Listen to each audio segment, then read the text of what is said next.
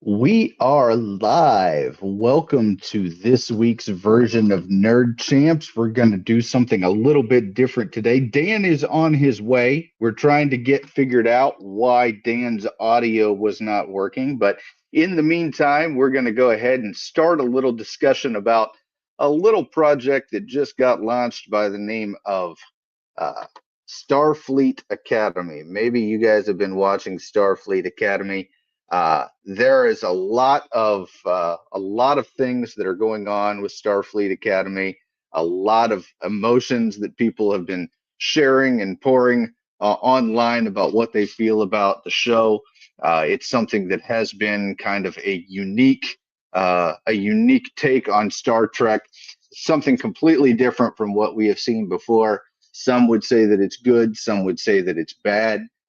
Just to give you an idea, so uh, Stephen Miller, who is part of the Trump administration, as you all know, he's an advisor to the president, actually commented on the show and mentioned how bad that the show was.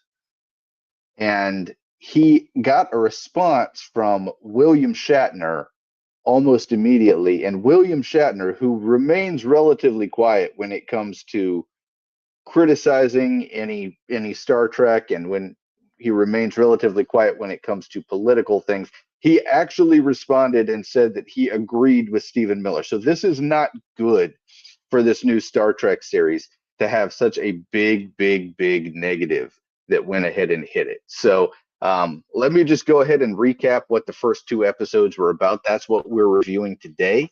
As soon as I get my cohort Dan in here, we will find out what's going on and what his thoughts were. But the first episode, basically, what you have is you've got a situation where uh, where Caleb was a young boy. He's going to be the main protagonist of the show. But when he was a young boy, he was separated by his mother. The Federation separated he and his mother because of a sentence for a crime that she had committed, and she had committed this crime with with Paul Giamatti, and there was separation there. That's what led to all this stuff. Dan, can you hear me?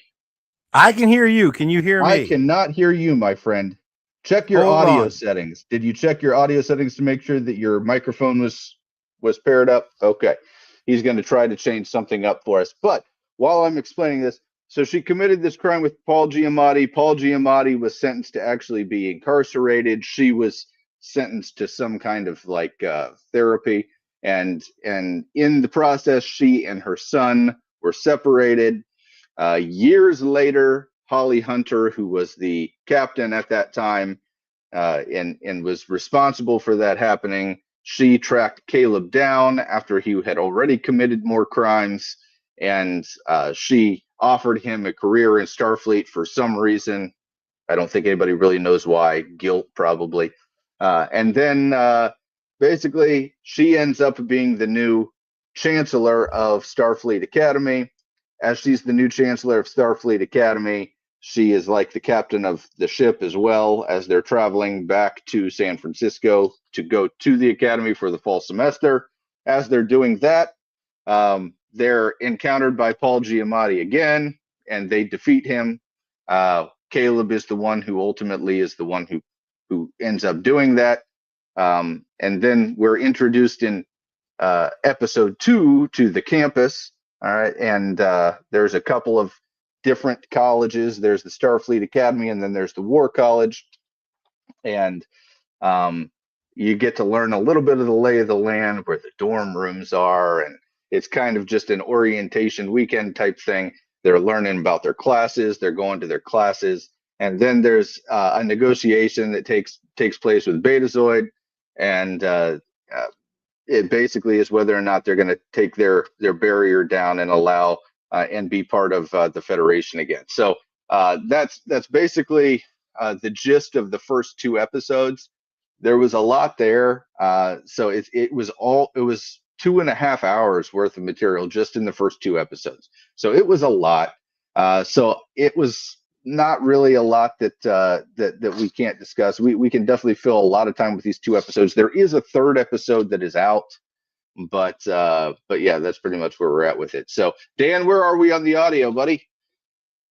Everybody can hear me, but you. I cannot hear you. Okay. Comments. Hold on. Everyone but you. Okay. Well, hear me. as we get into this, we get into this, I'm just going to go ahead and do a few of these comments. We're going to go through these. Everyone but you can hear me is what it says. But I can hear you, but you can't hear me. Maybe I need to check my headphones. Here, hold on. I can hear you. I can hear you just fine. Okay, hold on. I can hear you. Oh, I got you, Dan. I got you. Okay. It was my end, not your end. Okay. Yes. So Dan, you heard me kind of pontificating about the first two episodes. I gave kind of a high level overview, not a lot of details, but a high level overview. Let's go ahead and just talk. Let's go ahead and just talk with what we can. What was your just overall thought of the first two episodes, of the series in general, of the actors and actresses, the characters? What was your overall thought of the series? Okay, can you hear me? I can. Okay, you can hear me now. Yeah, okay. Because I went back on the feed and it was like watching it on my phone. It was me. Okay. It was me. All right. Don't worry. Yeah. There are two options. There are two options to pick. Okay, I could pick headset or I could pick headphones, and I picked the wrong one. So it's not a big deal. Okay. But you are on. Go ahead. Okay. So here's the thing about this show and why it's so frustrating. There are various enjoyable parts of the show, and the parts of the show that are somewhat actually good are the parts of what this show should be about. I mean, it should be about Starfleet Academy. It should be set at the Academy. They should be doing school type things. And when it's a bunch of students doing student things at the Academy, it's like that. It's almost entertaining. But the problem is that's like 5% of the show. The huge thrust of the show, the worst part of the show, the worst parts of the show are the main parts of the show. Holly Hunter is insufferable, and I have no ill will towards Holly Hunter. I don't know if this is her fault. I don't know if it's the screenwriter's fault, the producer's fault, the director's fault, but this is the worst captain in the history of Star Trek. There is no captain in Star Trek this insufferable. I mean, I know a lot of people didn't like Discovery. People don't like Janeway.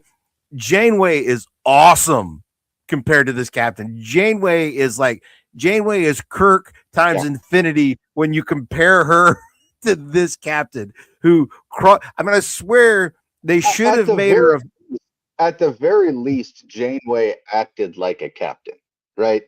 Yes. Like you might not have liked her like you liked Picard or like you liked Kirk, but at the very least, they found somebody that acted like a captain. Okay. Now let me make this abundantly clear. I despise Voyager. I think that Voyager is an atrocious series. I could buy the entire series of Voyager for $1.50 at Goodwill right now, and it would not be worth that $1.50. But it is substantially better than the garbage that I just watched. I have no idea what they were thinking when they put this series together. No idea. 7 of 9 in the skin tight cat suit is worth the $1.50 all by itself, Tim. Now come on. You gotta at least give it that. Yeah, I get you. But it's absolutely atrocious. There's no doubt about it. I agree with you on Holly Hunter. I do not like. We're going to get into her in details. I think there's some stuff in the comments, but I know for the record, I am with you like 1,000%.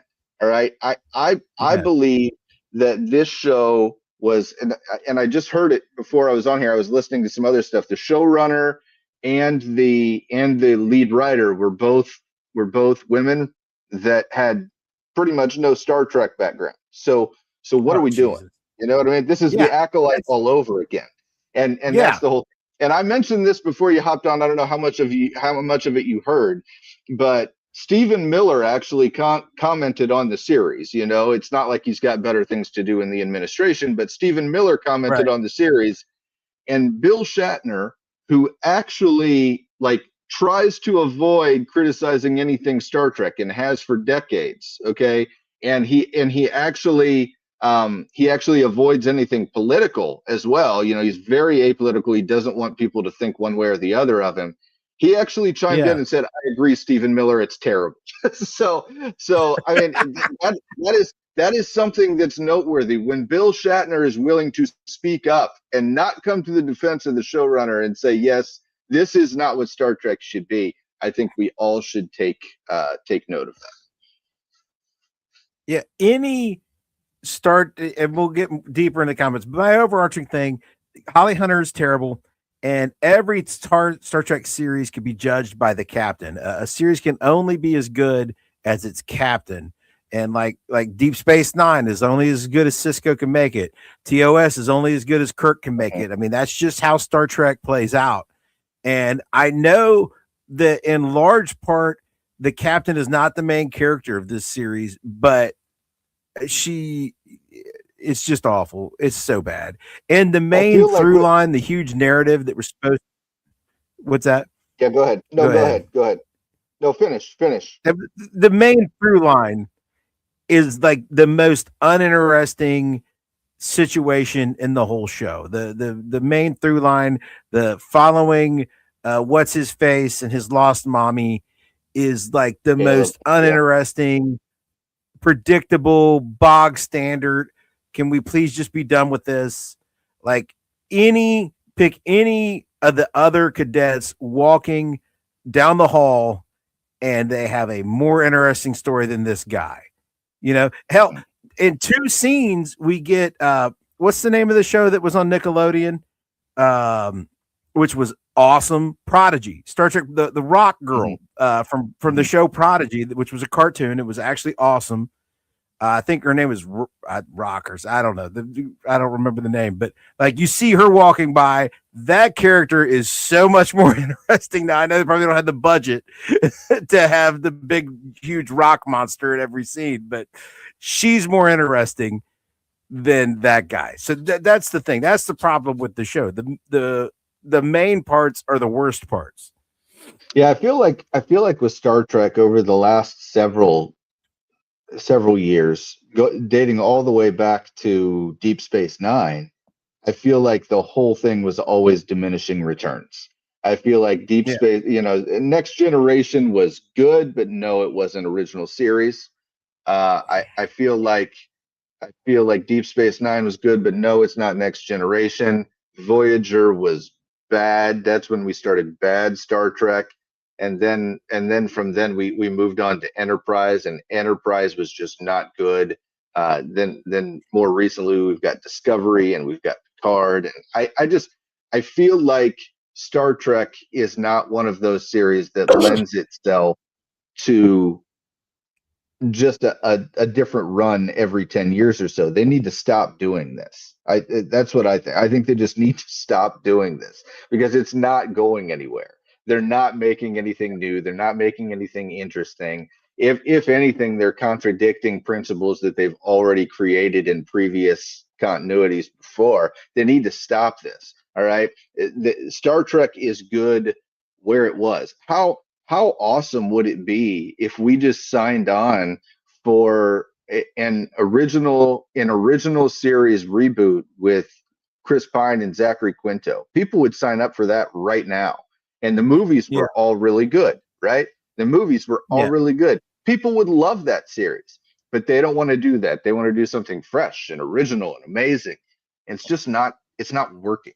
It's not working. There's nothing fresh and original that you can bring to Star Trek that makes it make sense. And that's what's so crazy about this series is now we're this far down the line where some, 50, 60 years from when Star Trek was released, and this is the garbage that we've got to work with because everything else has kind of been rehashed in it. So I'm out on this series already after 2 episodes. I don't like it. I know I won't like it.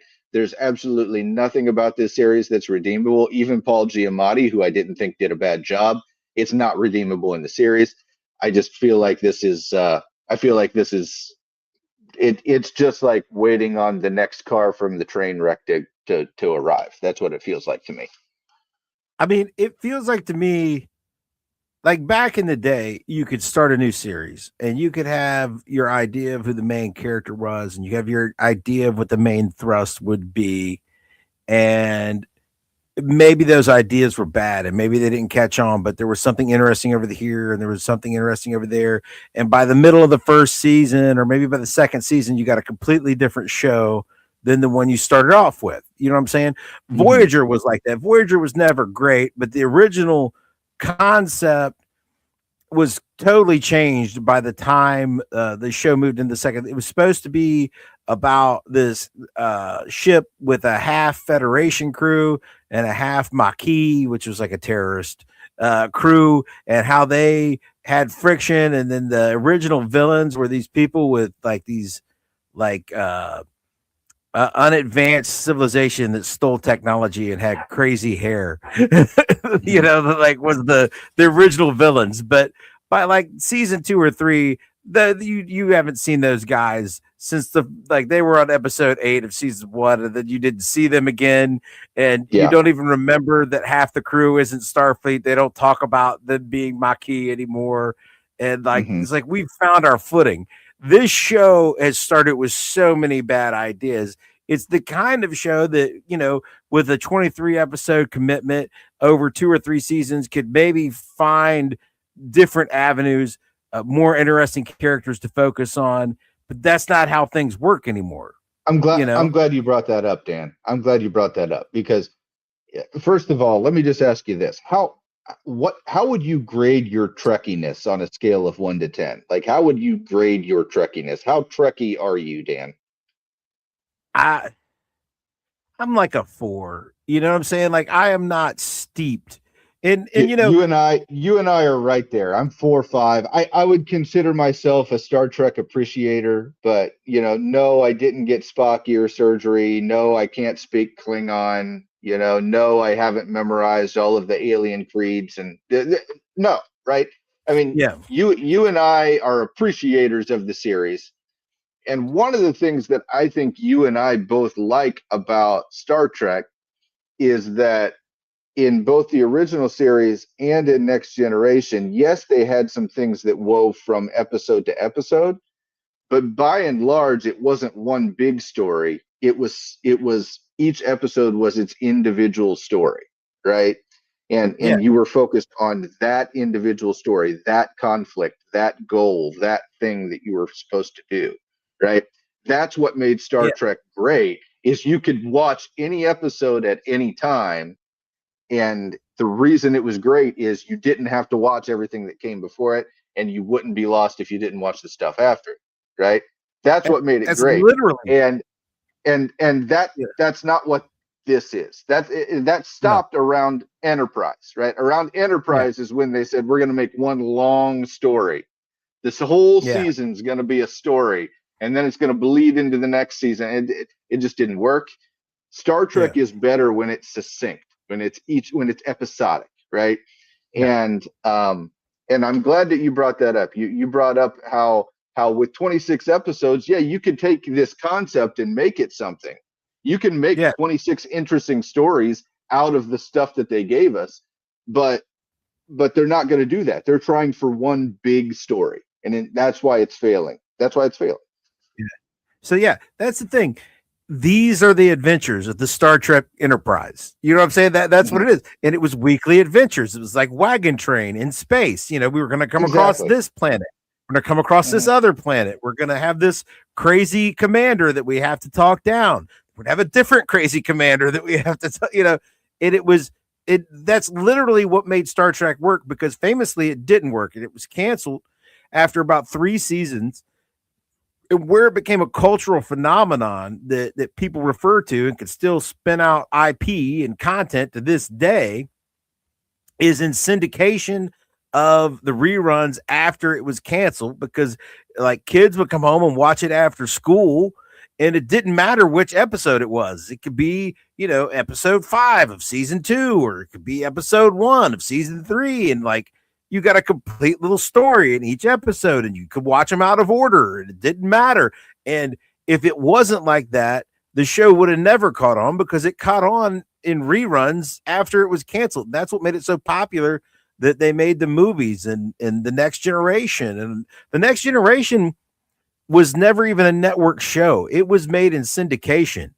And so was Discovery. So when you're selling a show in syndication, there's no guarantee that it's going to air at the same time every week on the same channel,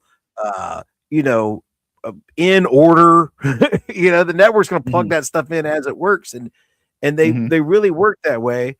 And all of the shows started with some foibles that they worked out over time. But nowadays, shows are made, they make about, 10 or 12 episodes. They make them more or less all at once. You start with a script for the whole season before you shoot a single frame. And you can't fix things as you go. And it feels like at least 60 to 70% of this is going to be centered around what's his face in the search for his mommy. Caleb and his mommy. He's gonna keep trying to sneak out of the academy. Oh no, we caught him. Oh no, you have to clean the latrine today or something. It's gonna be. I can see it happening. It's what's gonna happen every episode, and it's gonna be outrageous. And it's what happened in episode 2. It's what's gonna happen in episodes 3 and 4. It's like I can read the future. It's silly. Yeah. The Betazoid girl's nerdy brother is more interested than him. His cocky roommate is more interesting than him. The girl that they talked to that helped him save the day, I'm not sure what species she is. She's more interesting than him. She's a lot more interesting. The hologram girl is more interesting. Man, if they could give me the EMH, if the whole show was told from the perspective of the EMH, of the emergency medical hologram, of the doctor, that would be just, because he is amazing. He was like, I know you hate Discovery, but like Discovery did give us him. Yeah, he was. And he is awesome. Absolutely. Yeah. Yeah, and he is awesome. He was awesome there, and he's awesome here. It's unfortunate that he was not a better Star Trek show. Yeah, but, I know. Yeah.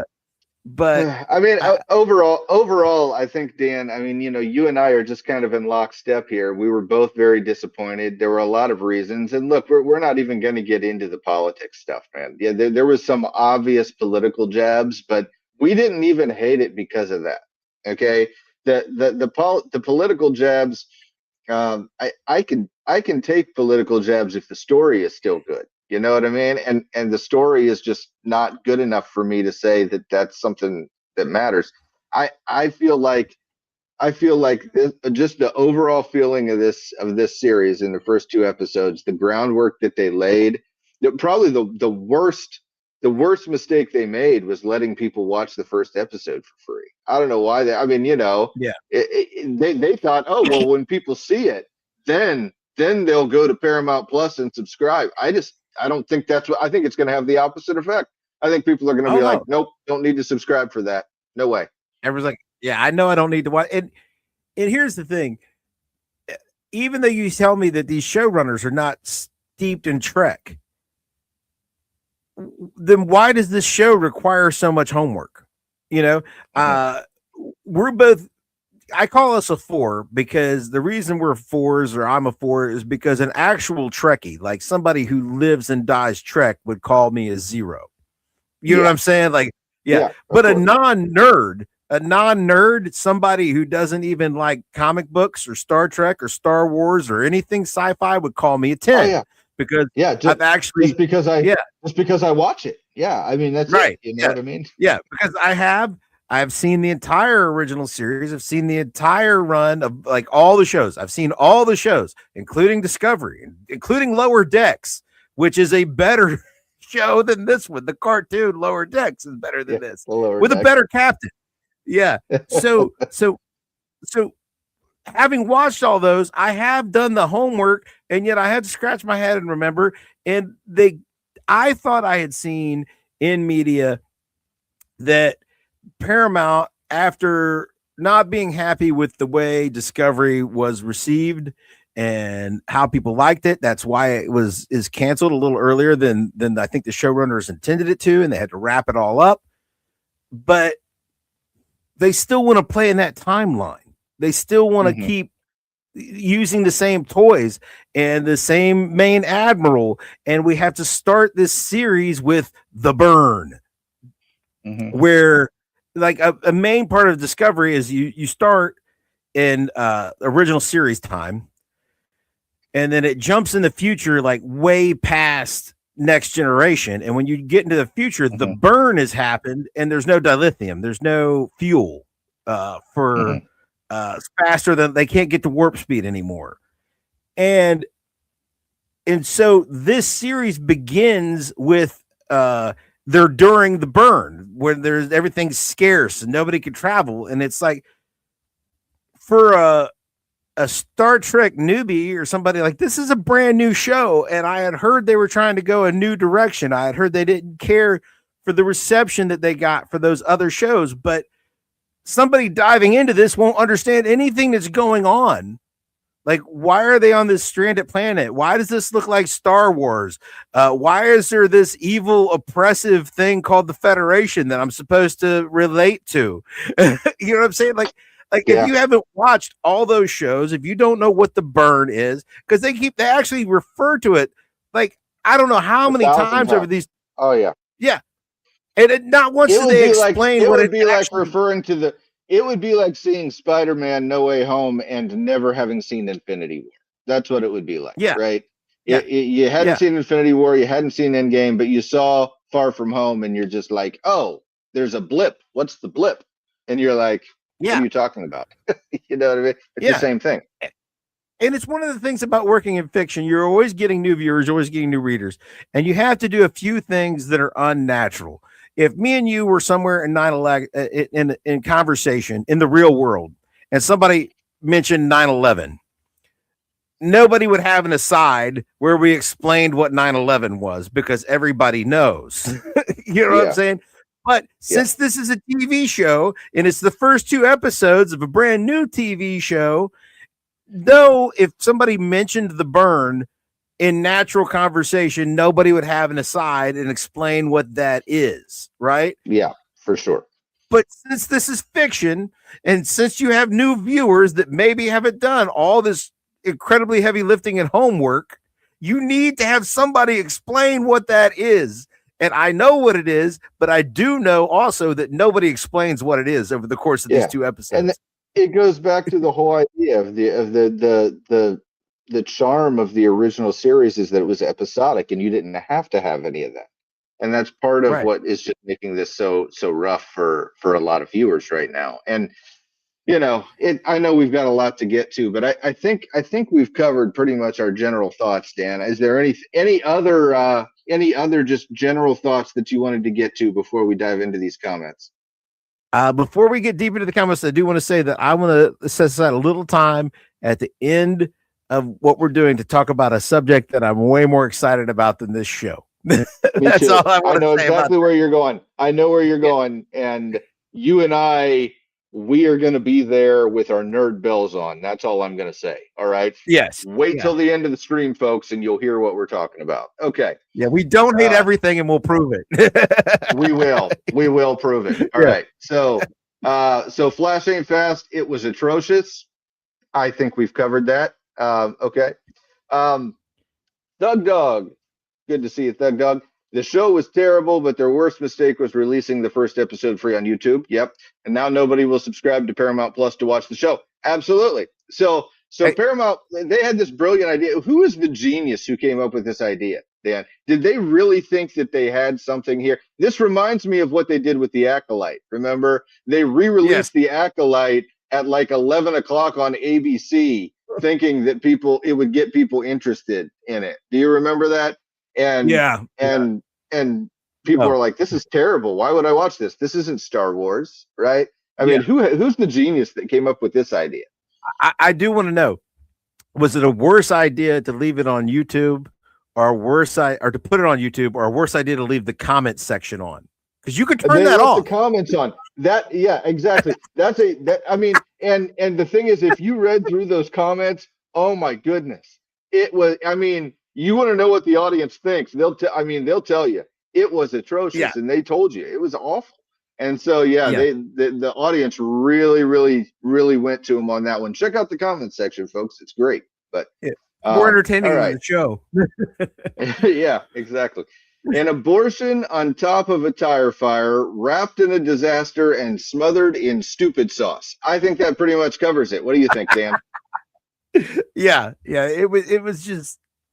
Yeah. We'll break. Yeah. I can't think of a better description. That pretty much is about it. And here's something that you brought up, and I think we need to spend a little bit more time on it. Holly Hunter is easily the worst captain in the history of the franchise, right? Okay. Yes. Now hold on, Dan. I gotta get comfortable here. I gotta get comfortable while we talk about Holly Hunter. Folks. Yeah, we gotta we all know that if you're an authoritative figure, this is how you sit when you want to be taken seriously, right? When you want to be taken seriously, you always want to sit like you're a 12-year-old girl on the phone with the boyfriend from English class, right? Like that. Yeah. That is how you get taken seriously as a human being, right? Holly Hunter, and I have no ill will for Holly Hunter as an actress. I really don't. I don't remember seeing Holly Hunter in anything recently. Like the most recent thing that I can remember her being in was Batman v Superman, where she had the line that she said that she was the senator, and she had the line to Lex Luthor about don't pee in a jar and tell me it's Granny's peach tea or something like that. Do you remember that? Yeah. Anyway. Yeah. So that's like the last thing I remember seeing Holly Hunter in. Okay. And Holly Hunter, she was in The Incredibles, of course, Elastigirl, and there's a lot of things that she's done. She's got a long credit list. Very accomplished actress. This was not the role for her. Okay. And I don't know if it was direction. I don't know if it was her. But she is absolutely, positively dismantling the idea of what a Star Trek captain is supposed to be. I feel like they've kind of tried to go a different angle, like almost like a hippie, right? She's almost like a hippie, but yet she wants to be taken seriously. Yes, she wants to be stern, and she wants to be a disciplinarian, but she also is like a little bit of a free spirit, which is kind of weird. It's like you can't really have it both ways. You're either someone like Picard that's very, very by the rules, or you're completely and totally loose cannon. You know what I mean? And but you can't be both. And they're trying to toe the line where she's kind of both, and it's just not working. It's coming off as incredibly unprofessional. There is no universe in which any Star Trek captain would meet a foreign diplomat and be barefoot. That there's no universe in which that happens. So they've got dress uniforms. Like that's a thing in Star Trek. They've got dress uniform. Like she would be wearing her dress uniform. I don't know. What are your thoughts, Dan? Speaking of Lower Decks, they had the Doctor which is one of the absolute best characters in Lower Decks is the Doctor, and she's a cat. She's like a cat person, right? Mm-hmm. And she's fierce, but it's funny. There's a lot of cat jokes, but they should have made Holly Hunter's captain that species, because she climbs all over that chair like she's a cat. Maybe that would make sense.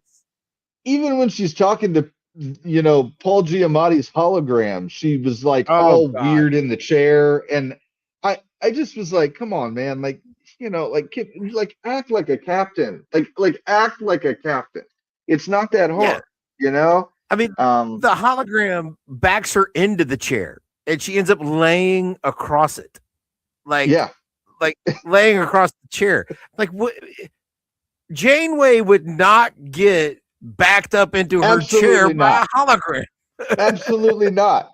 Absolutely No. not. And that's the thing about, like I said, Voyager is one of the worst series in my mind. I did not care for Voyager. It introduced the world to Jerry Ryan, who's a great actress, but other than that, Voyager is trash. But the one thing you can say about Janeway, whether you like her or not, is she acted like a Star Trek captain. This Yeah. is not acting like a Star Trek captain. And maybe it's because she's kind of a captain in name only, because she's a captain, yes, when the ship is moving, she's a captain, but mostly she's just a chancellor of the school, I guess. That's what they were going for. So, but she she still was is a captain. commanding officer. She's still a commanding officer, right? Like the show started, and she was a Starfleet captain. She was a captain. During the burn. She even says, yeah. So who's a disgraced captain here? Oh, that's me. I mean, she says that, right? So, right. I mean, so, the whole thing is just so colossally stupid. It makes my head hurt just thinking that somebody, either the director, the writer, the showrunner, somebody thought this was the angle we needed to take with a captain, and it just isn't. It's not working. The barefoot scene is so ridiculous. They're meeting in the morning. It's the absolute, like, the high admiral of Starfleet, and we've seen this guy. He's like the absolute top ranking Starfleet person that exists. Mm-hmm. And she's also meeting the head of Starfleet War Academy. So, like, and they're both in their full dress uniform. And they're in dress uniform, right? And they're in full dress uniform. And they're going to meet the delegation from Betazoid later that day. And yet she shows up in civvies. She's just wearing her romper. I know what a romper is because my wife and daughter talk about stuff. And I listened to some of it. But anyway, she's in her romper and bare feet. And like, we have to have this whole talk about it. Like, we have to address it. And the head of the War Academy says that we need regulation Federation footwear or something like that. And it makes you start asking questions like, okay, in an intergalactic federation of various sentient species from across the galaxy, would you actually require regulation footwear? Do all of the species even have feet? Do all of the ones that have feet wear shoes? I mean, I know the big rock creature from Prodigy that we've seen twice does sometimes wear shoes, but I don't know if she always wears shoes. I can't remember that clearly. I know the Thing doesn't wear shoes if you do it right, because he doesn't have to, because his feet are made of rocks. Yeah, he did in this last movie. They did it wrong. But when your feet are made of rocks, you don't necessarily need shoes. So, like, if the Federation has a creature made of rocks, did they make the rock creature wear regulation footwear? What if his culture is against footwear? Again, like, you've done something stupid. The conversation never needs to take place, right? The conversation never needs to take place about the footwear, okay? But let's back up. Why are we focused on the footwear? Why don't we just say, why aren't you in your dress uniform? Okay, I think that's a pretty obvious thing that we could have asked. Like, hey, we're meeting this foreign delegation that we're really kind of needing to join the Federation. It's kind of a big deal. Why aren't you in your dress uniform, you dolt? You're a captain. All right. I mean, this is the kind of stuff that, once again, we focused on the footwear because we wanted to show people she's barefoot. She's a free spirit. She's a rebel without a cause. She climbs on her chair. She's fighting the man, right? It was ridiculous because then like it draws out that, like, in the middle of this episode, she finds her uniform again, and there's important meetings with the Betazoid delegation, but then there's an important formal dinner with the Betazoid delegation, and everyone from every one of her cadets, even the most disgraced cadet, all the way up to the admiral, are still in their formal uniforms, right? Yeah. And yet she's back in her romper. She is deigned to wear shoes at this point. Yeah. But she's back in civvies. And it's like, why the lead, the president of Betazoid is in a semi-military looking uniform still. Of course, yeah. But she's the only person in the room wearing what is is like informal civilian attire, and it's like, and then like you mentioned, Dan, about halfway through, somehow the uniform magically appears on her before she gets up on stage. It's almost like there was a scene that was cut in which they told her she had to change into her dress uniform, and it's like just, it just randomly happens that she's there and she's in her uniform again. The whole thing is just weird. Holly Hunter is not a very good captain. I don't really think that you hit the nail on the head earlier when you said that a Star Trek series can and should be judged by the performance of the captain. The captain is the lifeblood of the series. You cannot switch that. They're trying to make Caleb the lifeblood of the series. It is not working. Okay. Caleb is not the one that's going to make this engine go. The captain is always the one that's going to make this engine go. Okay. And if something colossally stupid happens, like Holly Hunter ends up dying and he takes over and pulls like a Chris Pine, James Kirk thing, that come on, like, what are we doing? Right. So this has got to be. They did it in Discovery. They did that in Discovery. They've done that a bunch of times. Well, like, guys, you can't just have the battlefield promotion every single time for the guy that actually is interesting in the series. This is the fact that they got the captain so wrong really, really, really, really makes me upset, because I know the rest of the series is going to be bad just because of it. Well, in Discovery, like this Caleb guy, Michael Burnham in Discovery, the main character of Discovery, she was imprisoned for mutiny to start the show, and by the end of the show, and the whole show is supposed to center around her, and this guy is a criminal who's on the run, she was a mutineer, blah blah blah, and like, you know what, to make the show center around her, by the end she had to be the captain, because the Star Trek show is always the captain. And again, you're not finding an original angle by centering this show around somebody who's in trouble. And so, like, you just did that in the last show that apparently not enough people liked, and you're trying to change direction from that, even though everything that you're doing references back to that.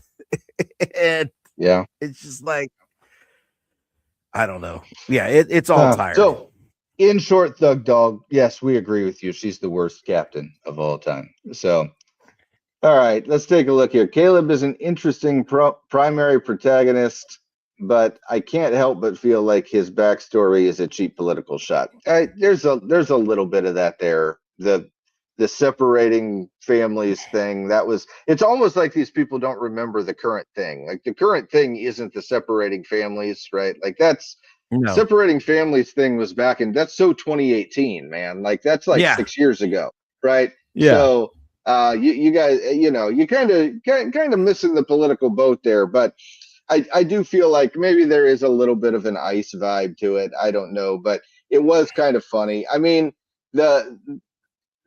there's much deeper political pushes here than just that. That might be one that's there, but there's some other stuff there as well. But I'm not going to get into it. The series is not bad because it's political. The series is bad because it's bad. It's bad. The whole we do have to spend like 30% of episode 1 talking about we separated a mother from her child. It's the worstest thing we could ever do as a society and as a federation and as a government. And it's like, oh, well, that's the worst thing you could do. Like genocide wouldn't be worse. Like that, I think genocide would be worse. There's a lot worse things that you can do that you have the capability of doing. I don't know. I do. I feel like there are some things that they focus on way too much. But we'll go ahead and just gloss over the political stuff. Dan and I don't hate this show because of the political stuff. We said the same thing about The Acolyte. We said the same thing about Alien Earth. We've said it about a lot of other bad series. We don't like these series because we don't like these series. It has nothing to do with the politics involved. So, and I'll tell you this. The other thing of it is it gives us the most uninteresting plot of the whole show, which is Caleb's search for his mommy, which like, who cares? No one. Caleb is actually way more interesting when he's arguing with his roommate. Those are his best scenes. Like, or when he's trying to skip class, or when he's outsmarting the hologram security guards by having them like count backwards from 10,000 and all that stuff. Yeah, Fibonacci sequence. That's interesting stuff, right? Like, that's interesting stuff. The uninteresting stuff is, I've got to find my mom, man. I got to find the planet for my mom, man. And you understand, I got to do all this stuff for my, I really hate this angle. I'm with you, Dan. I hate this angle because this is not dissimilar to what we had with Ahsoka, where Sabine was just so focused on finding Ezra. Got to find Ezra. Got to do whatever I can to find Ezra. Got to lie, cheat, and steal to whoever I can to find Ezra, even if it means betraying Ahsoka and all that. It's kind of the same thing. It's like, that's a trope that you go back to way too often in the plot, and we don't really care about that. And when we're talking about Star Trek and what makes Star Trek interesting, once again, these things that are going to be interconnected episode to episode, the more of those that you have, the worse it gets, because then you have to see everything that came before it. And that's just not Star Trek. You know what I mean? That's just not Star Trek. This whole, and I Am the Night, you're wrong. We wanted to like this show. we wanted to. We just can't. Yeah, we're not hating to hate. Like this show. And people have said this all the way back to Deep Space Nine, and I like Deep Space Nine. I like that it's a little bit darker. But you still can't lose sight of every IP, every franchise has to have its own identity. Like, what is this about? What makes this special? Why do we come back to this IP? Star Trek was created by Gene Roddenberry, a secular humanist who wanted to create a show set in the far future where humans have reached their absolute pinnacle of potential and achievement, where we have solved all of the modern day problems, where we have risen above our petty differences and grievances, and there's world peace amongst mankind, and all different races and creeds can work together to achieve great things. He wanted to have a post-scarcity society. The most radical piece of technology in the Star Trek universe is not warp drive travel, even though that is what distinguishes when you can join the Federation and when you're you can know that there's other life and the Prime Directive isn't in. But the biggest thing in Star Trek is replicator technology. With replicators, you're in a post-scarcity society. You don't have to struggle to get food and material. You can make anything you want whenever you want, right? And that's where Star Trek is set, in a world where nobody has to do anything. Like there's no hunt imperative. There's no need to make money to buy your food. You know what I'm saying? Everybody is just doing things out of their quest for the betterment of mankind and themselves. So this is the kind of utopian future that Star Trek is supposed to work from. You know what I'm saying? This is like the backdrop of what we're looking at. A society of abundance where people achieve out of their best possible motives and go out and find new worlds and discover new things and do science and stuff like that. To have storylines like The Burn, where all of a sudden there's no dilithium and the whole government crumbles underneath, and being a ward of the Federation is scary, and don't trust the Federation, and it's so counter to what Star Trek is supposed to be. You know what I'm saying? Yeah. Like, yeah. Oh, I totally get it. Yeah, you're not. Yeah, go ahead. No, I was just gonna. I mean, this is just, and look, there are going to be people like this. You guys are terrible. You're just hating to hate. I totally understand. I totally understand why people would think that. All right. People have thought that about a lot of the opinions that we've had. But the fact of the matter is that Dan and I go into every project hoping that we found the next good thing. There's something we're going to talk about in just a little bit that we're very optimistic about. All right. But the fact that we went into this project kind of blind, I didn't know what to think about it. I didn't even know the show was coming out until Dan texted me about it.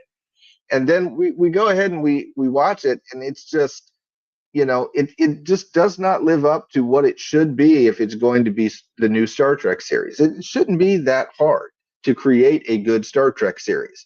But somehow it's been really, really hard for the current owners of the IP for the last several years. And I just don't, I can't get it. I can't put my finger on it, guys. It doesn't make any sense. So, no. All right. Flash 8 Fast. Thoughts on Paul Giamatti as the main villain? I love Paul Giamatti. I love him in almost everything that he's in. There are a few exceptions, but for the most part, I think he's a very accomplished actor. He doesn't need this show. So it doesn't really matter, how well he did. I think if there was one bright spot, I think Paul Giamatti was kind of your traditional Star Trek villain, right? Like the guy that kind of takes over the ship and kind of is fighting back and forth with the captain and doing all that kind of stuff. I think if there's one thing that I liked that was kind of Star Trek-ish, that was it. Okay. My question is going to be, how much more Paul Giamatti are we going to get? Because they kind of apprehended him, right? And now he's back in custody again, right? Or did they just scare him off? I forget. I don't even remember. He got away. He got away. They okay. They blew up his whole ship. That's right. They blew up his ship and he got away in a pod. That's what it was. Yeah. So he got away in like a pod. So how much more Paul Giamatti are we going to get? I don't know. I would be surprised if he didn't make another appearance before the end of the series, but I don't think I'll be watching it by that point. I don't know about you, Dan. What do you think? I love Paul Giamatti. He did great work in this, but the problem is he is exclusively involved with the absolute worst, most uninteresting part of the show, which is what's his name? Search for Mommy. That's what's up, Josh? Hey, Josh the Homesteader. How's the homesteading going, Josh? Been a long time. We are talking Star Trek, Starfleet Academy. Go ahead and hop in with whatever you think, buddy. Definitely. Yeah, but he's exclusively involved in the mommy search. So, and I hate the mommy search. I agree. I think that the main reason that it doesn't work is because he has ties to Caleb. If he doesn't have any natural animosity with Holly Hunter, that would be something. If it was just he and Holly Hunter hated each other, and you had something going on like you had with Picard and Kirk and a lot of their villains that were real classic, that would be something. But that's not what we have here. And so, I don't understand. I don't understand why the ties to Caleb, because Caleb is the one that ultimately defeated him, right? And that's the thing that is really different and difficult about the series. So anyway, let's move on here. Episode 2 was such a drag. Politics is boring even in space. Okay, so I texted you, Dan, and I said, hey, episode 2 is kind of like an hour-long Star Wars Senate hearing from the prequel series. Yeah. And it was a rough watch just because of that. I mean, it was very, very long, drawn out. They had these long negotiation scenes where guy was talking in sign language because apparently there's no cure for deafness in the future. I don't know. What did you think about that episode, just in general?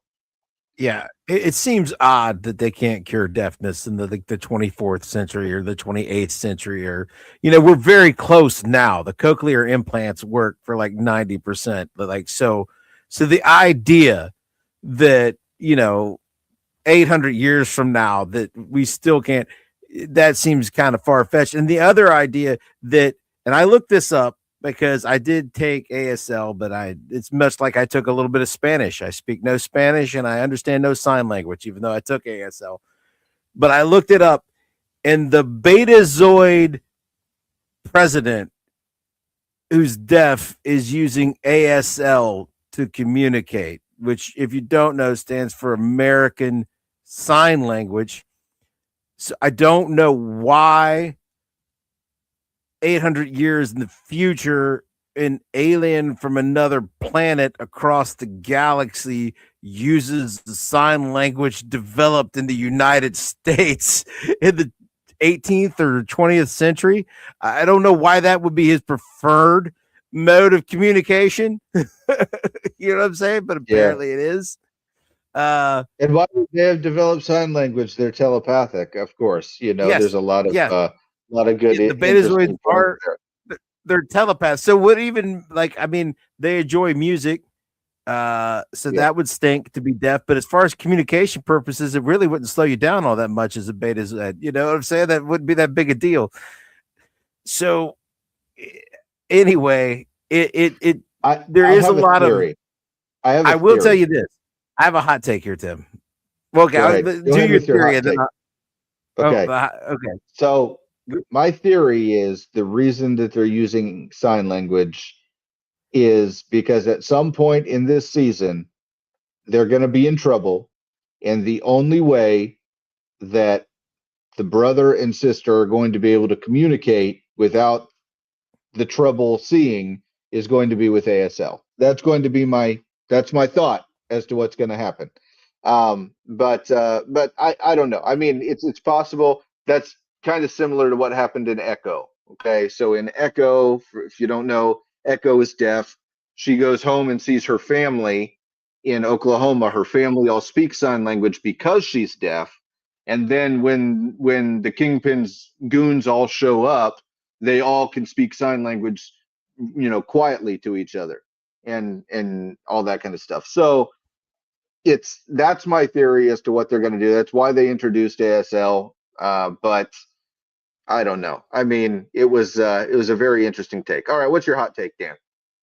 Okay, there was a lot of politicking and negotiating in this, but also we had the cadets caring for jars of mucus. Oh my god, I forgot about that. Yeah, we had our protagonist. What, Caleb? Is that his name? I'm going to get this wrong every time. Caleb. Caleb. Okay. Caleb Meir. Yeah, I believe. Yes. Caleb got drenched in mucus and then neutralized with foam. He got taken down a notch by Tig Notaro. I can't remember her character's name, but he got called out in physics class for being a douche. We had other fun things going on with the students.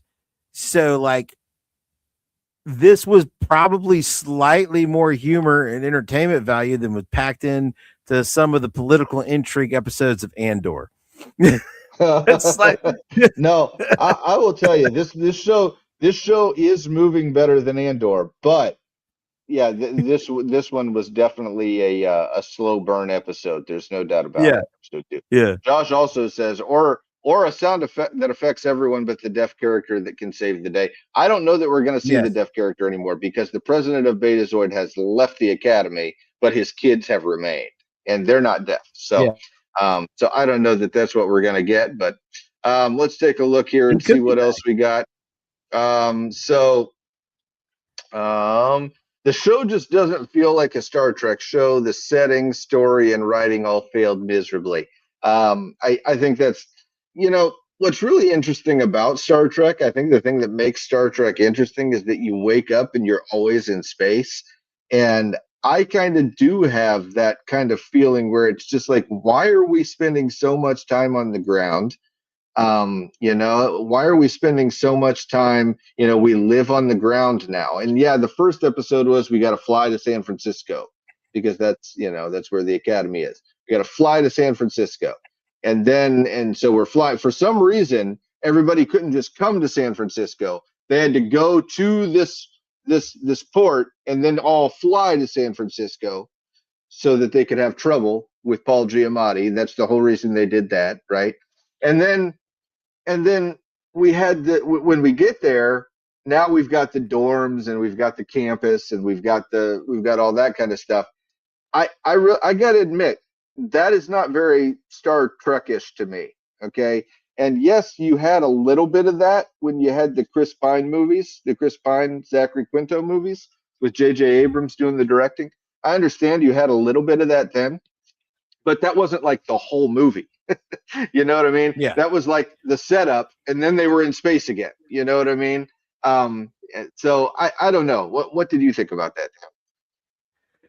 I mean, it is Starfleet Academy, and the academy is in San Francisco. So I guess, I mean, a large portion of the show would be on Earth, which I think, I mean, they've batted around, from what I understand, the idea of setting a show at the academy has been around for a long time, but maybe this is why that's never happened, because we're not really interested in spending large amounts of time on Earth in the Star Trek universe, because we've established this big wide universe with like other planets to explore. The whole great thing about Star Trek is you go to a new planet, a different world every episode. And that's what used to be intriguing about Star Trek, is like you had a whole new alien race, a whole new problem to solve, a whole new megalomaniacal computer that had taken over a society, you know, every week, that Captain Kirk was going to outsmart with a logic problem. You know, it was going to be a different thing every time. And now, just by nature of being Starfleet Academy, they probably will spend almost the whole thing on Earth. And yeah, or a great portion of it. You know what I mean? Yeah. And they're going to do very little exploration. I don't think we're going to get a ton of exploration in there. If we do, it'll probably be simulated, right? So it's really hard to see this as a Star Trek series. What really kills me is we're 2 episodes in, and we really haven't seen a lot of big Star Trek tropes other than the Paul Giamatti villain type stuff. We haven't seen a lot of Star Trek tropes. We have had zero mention of phasers, like zero, right? Like nobody has said, when do we get our phasers? You know what I mean? Like, you got these kids showing up, you know, when is one of them going to ask about a phaser? You know, there's just stuff like that, or you know, no beam me up stuff. We haven't mentioned any of that, right? I mean, there's been like no Star Trek tropes for people to get excited about that actually are Star Trek fans. And I think that's why people say this doesn't feel like a Star Trek show, right? And it's almost like the writers are completely unfamiliar with Star Trek, which is what it seems like they are. No transporter room, none of that. None of that, right? And then take a look here. We got Starfleet Academy was so selective that Picard wasn't accepted the first year he applied. These students seem like idiots. Yeah, you kind of have a bunch of like, some of them are capable, but a lot of them are not, kind of thing. You're kind of wondering what the deal was for why a lot of these, like the Klingon guy, like, that talks about how he wants to watch birds, and that was the weirdest, most awkward scene. Like, you know, what made this guy the guy that was in Starfleet Academy? You know what I mean? The one I want to know. Now, this girl's had like 3 lines, right? But there's the pudgy autistic girl. I think she's autistic. I mean, she's on the spectrum, I believe. In the opening sequence, they're in line being examined by the doctor, and she's swallowed her comm badge. Yes. And this is not some alien species with, like, you know, totally, she looks human or very humanoid. You know what I'm saying? Like, she's not she should understand what a comm badge is and that it's not food. And her first line in her first scene is, I think I swallowed my comm badge. Now, first of all, you should know whether or not you swallowed your comm badge. Either you did or you didn't. You shouldn't think you did. I don't know how you would have to be guessing on whether or not you did. I don't. If you did, what? And if you didn't, and you declared that you did, and the doctor can just kind of wave his hand and fix it somehow. Did you see that? I mean, it was really weird. Like with the same inoculation as everybody else, and somehow that made the comm badge not be. I guess. and then like her next line is when well, is she a hollow as well? She was a hollow as well, right? Maybe that's part of the I don't think she is. She's not? Okay. No, I think she's just mean to the hologram girl.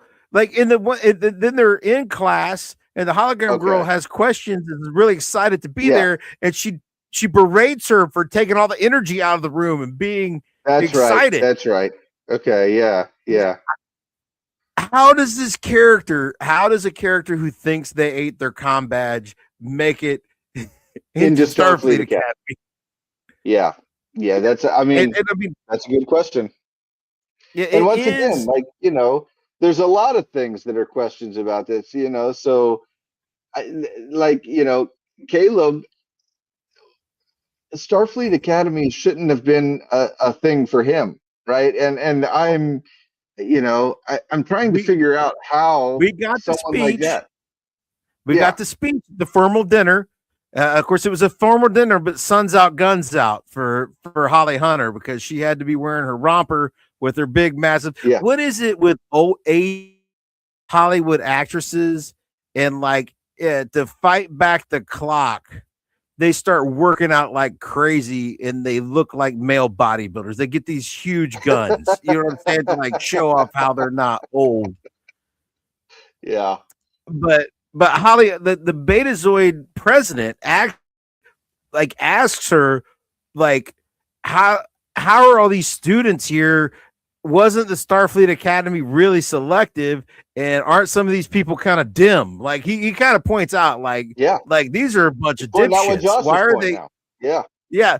He does point that out in the show, and specifically Caleb, who is a con. Wasn't he a criminal? And she gives him the whole thing. He wasn't judicially tried within our jurisdiction, so he's not a criminal here. And he passed the entrance exam in the back of a shuttle. And a lot of these people, and you get, again, it's a lame attempt at a political speech where she's like, a lot of the people that are here now haven't had the classic opportunities to join Starfleet Academy if people in the past have. And it's a DEI. It's college riff, which again, it doesn't fit in this universe where you have a society of abundance and only the best of the best. But that's the idea. See, Star Trek was built off of the progressive ideas of the 60s and the attainment of human exceptionalism. And now progressivism is about cherishing and guarding, you can't have any exceptionalism. All of our drawbacks, all of our impairments are great and should be celebrated. And so if you're not smart enough to do the entrance exam, you should be let in anyway. That's the new progressivism. So that's what Star Trek's about now. Yeah. They even have to put down the old Star Trek and say that the Academy should have never been selective in the first place. You should be in Starfleet because you really want it. All right, Dan. Here we go. We're gonna get creative here. Actual lines of dialogue from episode 2. Sometimes you just need to see something big. All right, but not to be outdone. Also, do you want to see a thing? It might cheer us both up. Yep. And I will say this is within the context of a man and a woman who are actually kind of romantically flirting when it's said. And it's it's played they give no hint to the subtext. It's not with a wink. It's they don't even know. It's one of they're like what's his name in Arrested Development. They're like, do you hear yourself? Do you they don't even hear it. They say it was such you know. Well, and it's very much like it's like in the Acolyte with Quamir when he gets naked in the water and Yeah. you know he's got half butt cheeks in the water and she's grabbed the lightsaber and he says, "How does it feel to have one of those in your hand again?" or something like that. And the whole thing is just like you can tell that the writers are just having a good time with this. And that to me just speaks to the volume of how unserious the entire staff of this show is. The dialogue being that obviously and blatantly obtuse just makes us all think to ourselves that they're not taking this seriously. And that's the way it was in the Acolyte, and it came across in the Acolyte that way, and it's the exact same way with Starfleet Academy. So. I will, just funny. Just to clear things up, though, in both lines, they're talking about whales. They're talking about whales. They are talking about whales. Yes. Yeah, and that just lets you know. Yeah, that if out of all the things, the people who developed the show, whales. But humpback whales. The people who developed the show have seen The Search for Spock. They've seen Star Trek 3 and they know it's about whales, and that might be the only thing they know about Star Trek, and that's why it's in there. Well, and I noticed that, they did have some building named for James Kirk. Did you notice that? That was like maybe the only previous generation reference that I noticed was that they did have a building named for James Kirk at the Academy now. So anyway. Maybe since they've definitely seen The Search for Spock, I'm hoping for an iteration of Double Dumbass to You at some point.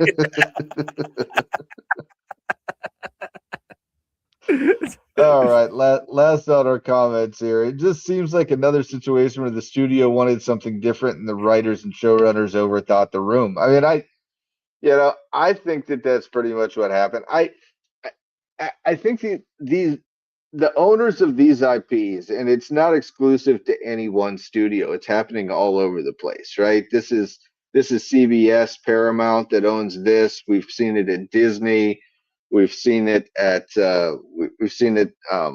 where else have we seen it, Dan? We've seen it just all over the place where we've seen. Well, it's mostly Disney now. Disney bought all the things Disney, except for this thing. Right, mostly Disney, but there's stuff that's not. Universal has done quite a bit of this as well, and we know Max and HBO is doing some of this also. And you don't always have to just say to yourself, we have to show the audience something they've never seen before. That's what's going to make this interesting to them. The Star Trek people are going to come to this and we're going to show them something they've never seen before.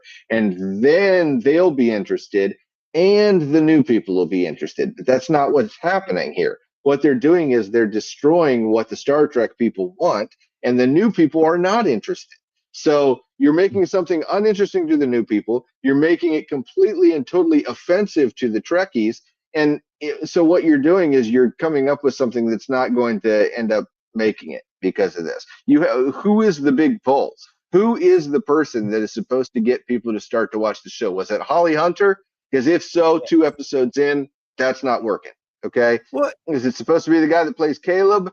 That's not working either. Okay, because he's not even technically really like the thing that's really going to make the engine go in the series. He's not the captain. So I just don't even know what they're thinking here. It feels to me like they just, like every other studio, they just thought to themselves, like, if we put it out and it's Star Trek, people will watch it. And I just don't think that's happening. And how can you hope to draw a new audience when the bar for entry is set so high? Like we're trying to show you something never seen before, get this whole new audience, but we're gonna set this whole thing within this obscure part of the timeline with this event that we introduced within this poorly viewed series that we launched within the last decade or the last 5 or 6 years that only diehard fans know about, and we're going to reference it like 20 times, and we're not going to explain what it is. We're just going to assume everybody already knows. Only people who watch Discovery and remembered everything about Discovery already know what that is. And so you've limited yourself to people who watch Discovery, remember Discovery, and like Discovery enough to want to watch more Discovery type stuff. That's like 100% of what you're even aiming to get now. And I thought you were trying to broaden your audience. You know what I'm saying? It's like they keep making the bars, and Marvel does the same thing. We're getting a whole new audience, but you're not even going to understand what's going on if you haven't watched 28 movies and 15 series before you pop in this episode. You're going to be totally lost if you haven't watched all that. And yet we're going to give you something. Next week, we're going to review Wonder Man, right? We're going to review Wonder Man next week, guys. And we're not looking forward to it. We fully expect not to like it very much. But that's going to be part of the problem with Wonder Man is how many references to previous MCU content are we going to have watched in order to understand everything that's happening? That's going to be the main question. And it's going to be a problem. It's Marvel Spotlight, so maybe not as much, but we'll see, We know for a fact we've got Ben Kingsley back from Iron Man 3, right? Isn't it 3? And Shang-Chi. Yeah. So there's a 2-film minimum to understand who this guy is.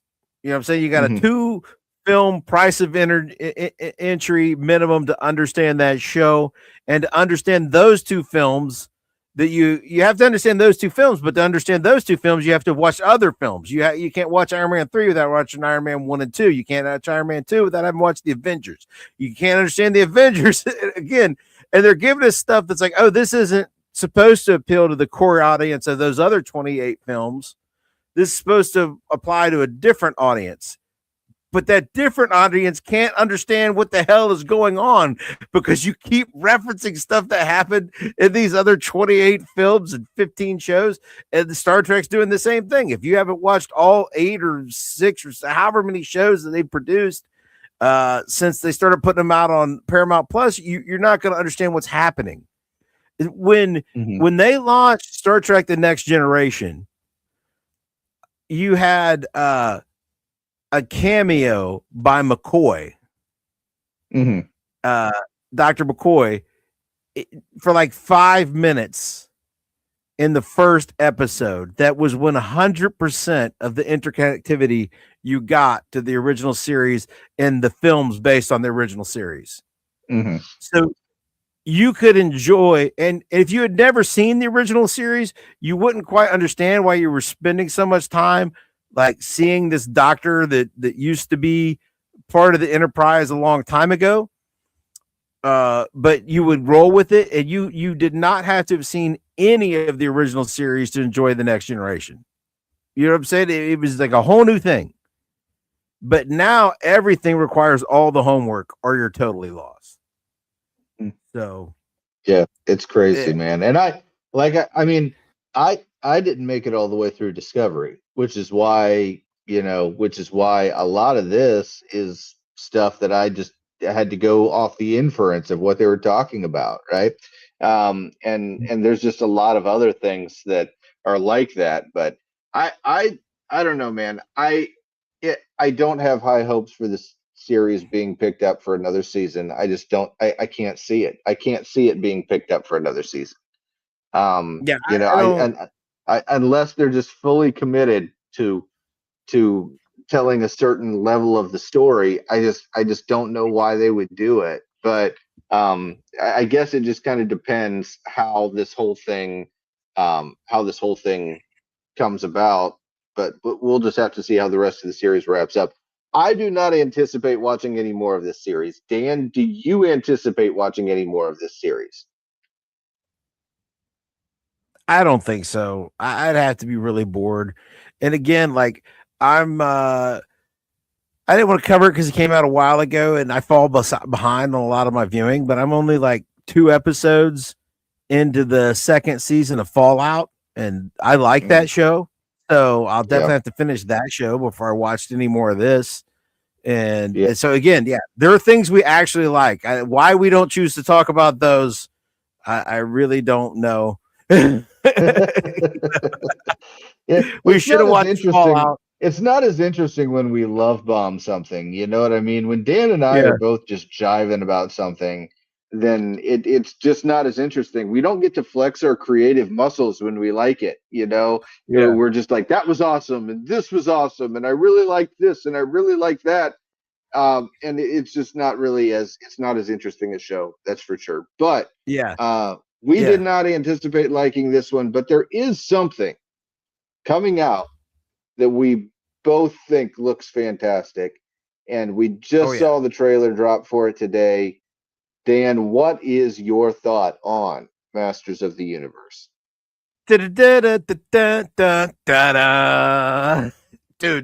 I was watching The Masked Singer last night with Jessica, and they did that commercial, and we were watching it on DVR, and we're about 10 minutes behind live, and I'm in charge of fast forwarding through the commercials, and I seen the cartoon on the screen. I saw He-Man on the screen. I was like, whoa, nope, I'm going back. Hold on, guys. Hold on. It was like, when this was a nutritional breakfast that it had and this was a hero, and it said dropping tomorrow, the mask. And I honestly, I was so excited. I was geeked out last night just seeing the commercial. It's so weird that we live in a world where we have commercials to announce trailers, which are actually just commercials. So you have a commercial to announce the commercial that is coming out on the internet the next day.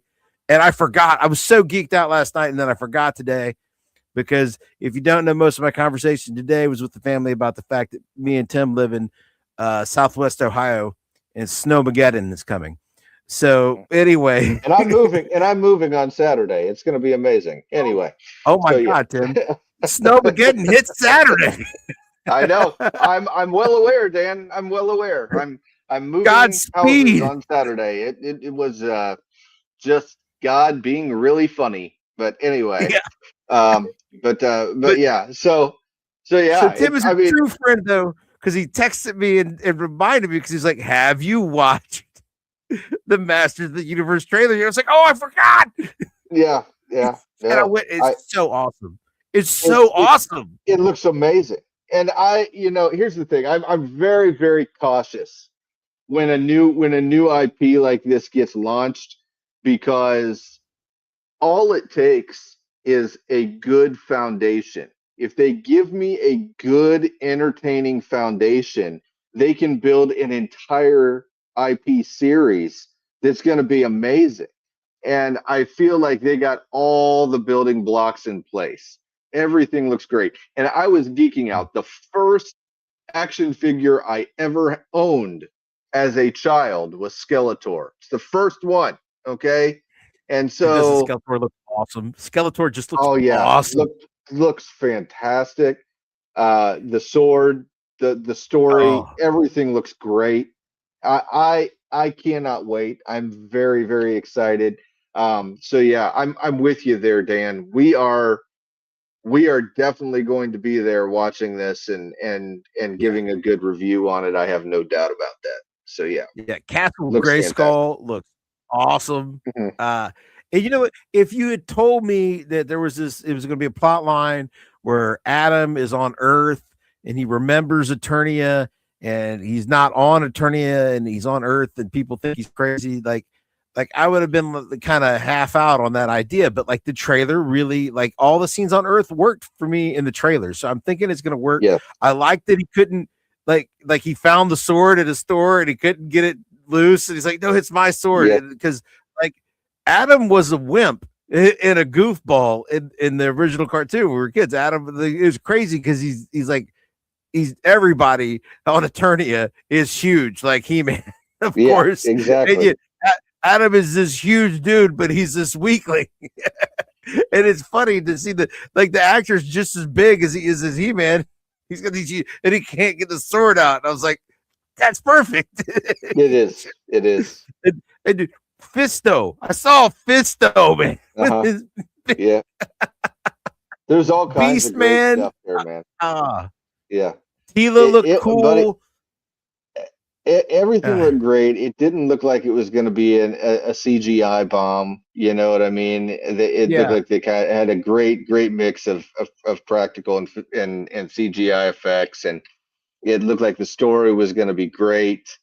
I really, really, really, really, really need something to not let me down, and I've been let down by so many franchises recently. I just need something to carry the day and say, Tim, go back to being 8 years old and have fun. That's what I need, and it feels like Masters of the Universe might be it. So I'm very excited. So yeah.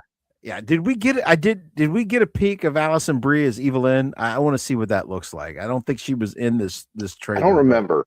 Yeah. I only watched the trailer once, so I didn't like memorize it yet. But yeah, it looked fantastic, and I was very excited. Yeah. And I am so glad they ended with "I've got the power." That was great. Everything about it was amazing. I loved it. So very much looking forward to it. And it's Amazon Studios. Amazon has a mixed track record. You know, they gave us Reacher, MGM, right? Yeah. Right, but they gave us Reacher there, so yeah. So we'll see. But they also gave us Rings of Power. Tim. So like, but this looks very good. The one thing you can't say about Rings of Power though is that visually it looks good. Okay. Yeah. That's the one thing you can say is it looks good. Now the story continuity, the characters, a lot of that stuff, that's where it fell apart. But if they just take those effects and tell a real He-Man story, I'm in. It's great. It's going to be very good. So yeah. And it gives me hope for the Cavill Voltron movie coming out later this year. I'm kind of bummed that that's going to be a streaming release. I would love to see that in a theater, but I would love to see that in theater too. Yeah. If Voltron and He-Man do well, like maybe Amazon could go on a buying spree, and if they do a good job with both of those, we could get Thundercats and like Silverhawks. I've been wanting a Thundercats movie for the longest time, man. I've been wanting a Thundercats movie since I was in college. So yeah, if we can come up with one of those soon, man, that'd be great. You know, I love all the old 80s stuff, man. Transformers and G.I. Joe, and I love all that stuff. So yeah. It could be awesome. Unfortunately, these other what you would call higher end IPs, Star Trek, Star Wars, Marvel, they're just I can't get excited about anything they're doing anymore. It's just it's a shame. Good things have been produced. Lower Decks is very funny. That's on Paramount Plus. I do enjoy Lower Decks. And Prodigy was very good, and it got canceled. It was better than this show, and it featured a young cast in it. I can honestly say that this is of all the Star Trek shows that I've watched, this one is the one that gets my attention the least. So I'm not really hooked into watching the next episode, which is why I was asking you, are you going to keep watching it? Because I'm not going to keep watching it. This is going to be very, very similar to what we did with Ironheart, where it's just like, I don't really need to see any. You know what I mean? I can read about it. I get somebody, if something tells me that it turns around and it's great, I can I'll jump go back in and watch it at that point. But yeah, if it goes episodic or something, and they figure out, they shift gears, if Holly Hunter leaves or if she starts acting like an actual captain for reasons, because I mean, famously, like The Next Generation, like it was not supposed to be Picard, was not supposed to be the lead. That's why they went with an older captain, so number one was supposed to be, he was supposed to go on all the away missions.